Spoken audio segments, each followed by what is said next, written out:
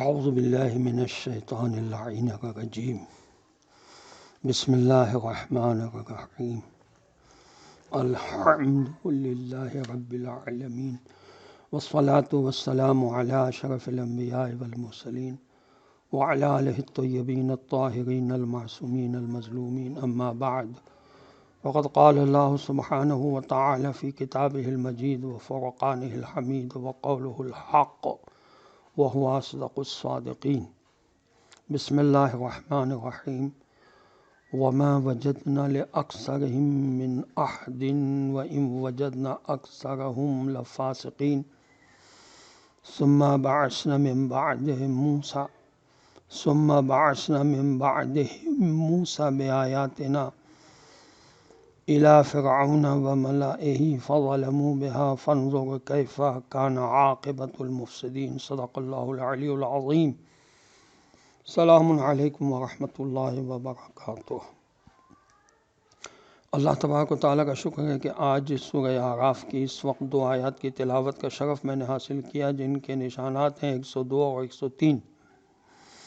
آیت نمبر 102 کا ترجمہ یہ ہے: اور ہم نے ان میں سے بہت سوں کو اپنے عہد کا پابند نہ پایا اور ان میں سے بہت سوں کو حد سے گزر جانے والا نافرمان فاسق پایا. یہ تو معلوم ہے سب کو کہ خدا نے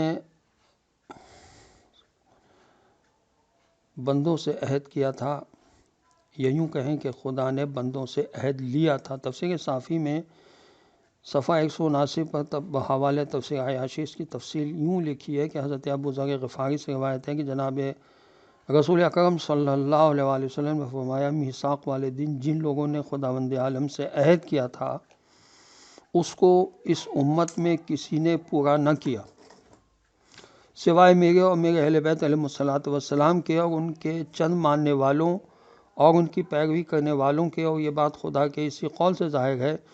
دوسری جگہ خدا خود ارشاد فرماتا ہے: وَلَٰكِنَّ أَكْثَرَ النَّاسِ لَا يَعْلَمُونَ. یعنی لوگ اکثر جانتے ہی نہیں اس بات کو.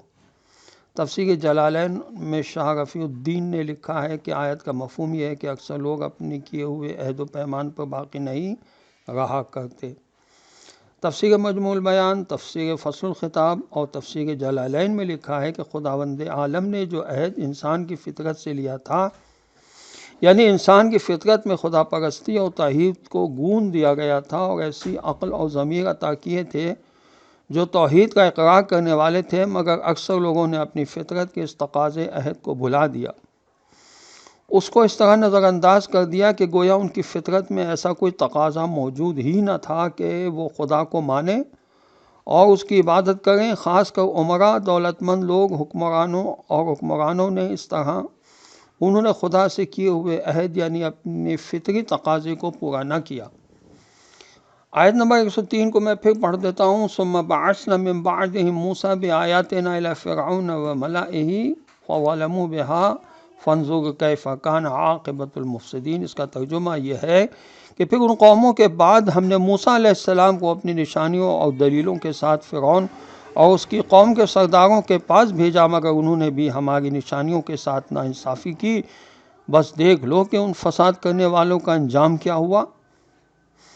تفسیر صافی میں بروایت کافی اور بروایت اکمال الدین حضرت امام محمد باقر علیہ السلام سے روایت ہے کہ خداوند عالم نے حضرت یوسف علیہ السلام کے بعد 12 اسباط بھیجے اور ان کے بعد حضرت موسیٰ علیہ السلام اور حضرت ہارون علیہ السلام تشریف لائے.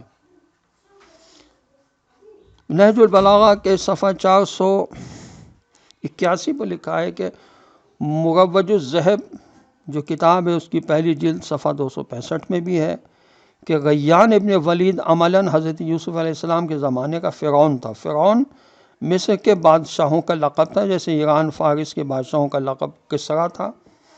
غیان کے بعد وارم بن غیان، پھر قامس ابن معدان عملاقی اور عمالقہ خاندان کے بعد ولید ابن مصعب مصر کا حکمران ہوا.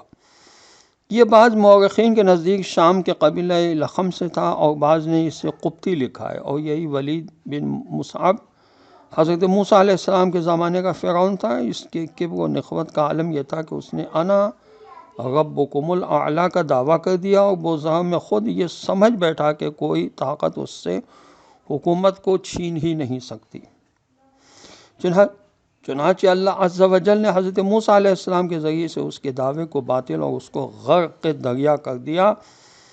تفسیر عیاشی سے منقول ہے کہ فرعون نے حضرت موسیٰ علیہ السلام سے بچنے کے لیے اپنے حفاظتی 7 مضبوط قلعے بنوائے تھے، اور ان کے درمیان جنگلات اور پیشے بنوائے جن میں شیر اور چیتے وغیرہ چھوڑ دیے، اور 7ویں قلعے میں اپنا محل بنوایا۔ حضرت موسیٰ علیہ السلام کو جب خداوند عالم نے فرعون کی سرکوبی کے لیے بھیجا تو آپ علیہ السلام جس قلعے کے دروازے پر پہنچے تھے وہ خود بخود کھل جاتا تھا، اور جب شیر اور چیتے آپ علیہ السلام کو دیکھتے تھے تو نہایت انکساری کے ساتھ آپ علیہ السلام کے سامنے سر خم کر لیتے اور دم ہلانے لگتے تھے۔ آپ علیہ السلام اسی صورت سے آخری قلعے تک جا پہنچے جہاں فرعون کا تخت تھا۔ جب آپ علیہ السلام نے اس قلعے کے دربان سے فرعون کے پاس جانے کی اجازت طلب کی اور ساتھ ہی اپنی رسالت کا اظہار فرمایا تو اس نے جواب دیا کہ خدا کو تمہارے علاوہ دوسرا آدمی عہدہ رسالت کے قابل نہیں ملا۔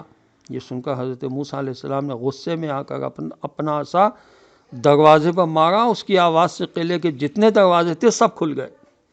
جب فرعون نے آپ علیہ السلام کو دیکھا تو حکم دیا کہ ان کو اندر آنے کی اجازت دی جائے۔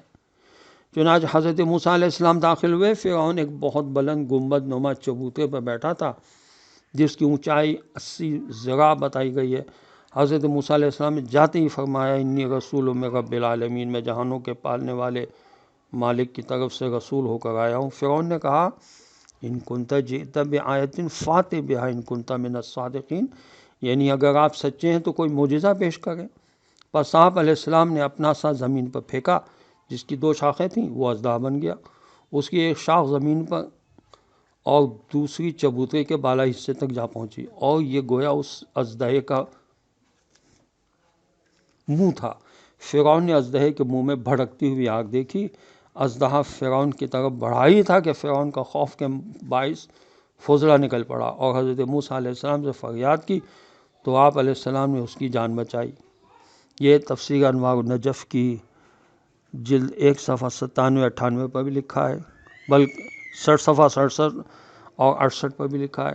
تفسیر صافی میں صفحہ 179 پر لکھا ہے کہ فرعون سے حضرت موسیٰ علیہ السلام نے کہا کہ بنی اسرائیل کو چھوڑ دیں تاکہ وہ میرے ساتھ اس سرزمین پر چلے جائیں جو ان کے باپ دادا کا وطن ہے، کیونکہ فرعون ان سے سخت محنت کا کام لیتا تھا۔ محققین نے لکھا کہ ان تمام قصوں کا حاصل یہ ہے کہ جو قوم خدا کے پیغامات کے آنے کے بعد ان کو رد کرتی ہے اسے ہلاک کر دیا جاتا ہے۔ ابتدائی مرحلوں میں حق کو ایک چھوٹی سی اقلیت قبول کرتی ہے، مگر یہ تھوڑے سے حق پرست اپنی بے سر و سامانی کے باوجود بڑی بڑی طاقتوں پر غالب آ کر رہتے ہیں۔ داعی حق کے خلاف جو چالیں چلی جاتی ہیں وہی چالیں خود انہی کو کھا جاتی ہیں۔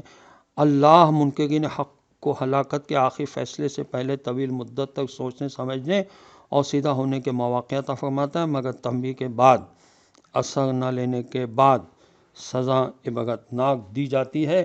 یہ تفہیم القرآن میں لکھا ہوا ہے۔ اور اب جناب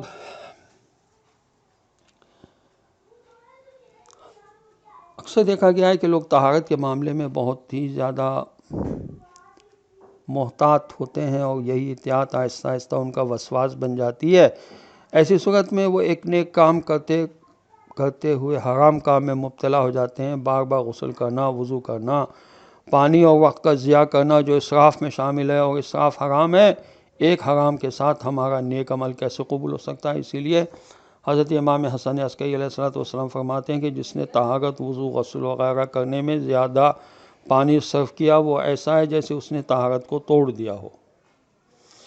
دوسروں کے حقوق ادا کرنا جہاں عمر اور رزق میں اضافہ، پاکیزگی، اعمال اور گناہوں کی بخشش کا باعث ہے، وہاں اس کا اہم ترین اثر یہ ہے کہ جب انسان دوسروں کا خیال رکھتا ہے، ان کے حقوق ادا کرتا ہے، تو اس کا یہ عمل اسے محبوب اور عزیز بنا دیتا ہے۔ اس کے برعکس اگر کوئی حقوق کی ادائیگی نہ کرے تو وہ لوگوں کے درمیان کتنا ہی عزیز کیوں نہ ہو، لوگوں کی نظروں سے گر جاتا ہے۔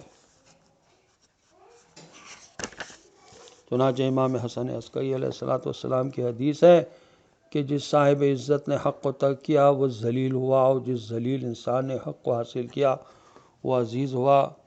عزیزان محترم، جوشن کبیر کے کچھ کلمات کو روزانہ پڑھ لیا کریں۔ وآخر دعوانا ان الحمدللہ رب العالمین۔ السلام علیکم ورحمۃ اللہ وبرکاتہ۔